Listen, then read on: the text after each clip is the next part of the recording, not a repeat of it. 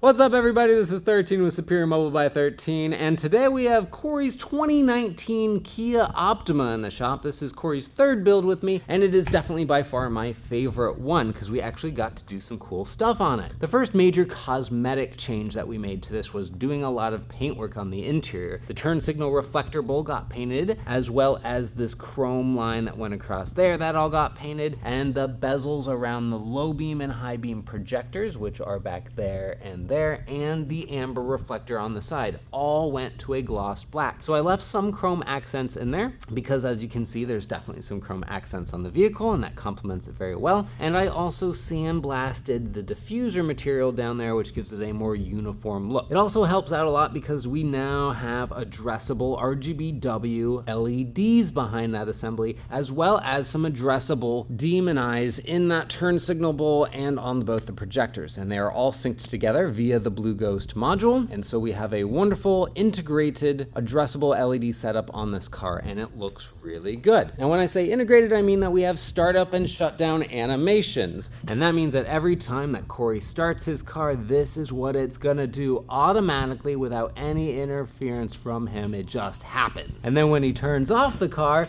it's gonna do the same type of animation in reverse, and that again happens without any sort of logging on an app or whatever. It's just automatically integrated with the car. The other thing that this is integrated with is the turn signal. So anytime he uses the turn signal, we're gonna have this beautiful little trifecta of 3 locations blinking and a huge sequential array going on along the bottom. And that is just really super cool. Now these demon eyes that are in the projectors themselves, those have a cutoff wire so that anytime the headlights are on, they do not activate. And this is, as you can see, a left and right side with a turn signal going and not going. Now in addition to the BlueGhozt module, I also am running the power saver from Next Level Neo, and that uses this little remote control, and so I can hit a button on there and that provides the LED's power. This makes sure that you don't have a dead battery as a result of using addressable LEDs. All right, and this is what we're looking at. It's just gonna cycle through a couple different modes real quickly. I'm just gonna look at the pretty colors. That's what we're doing. We're looking at pretty colors today.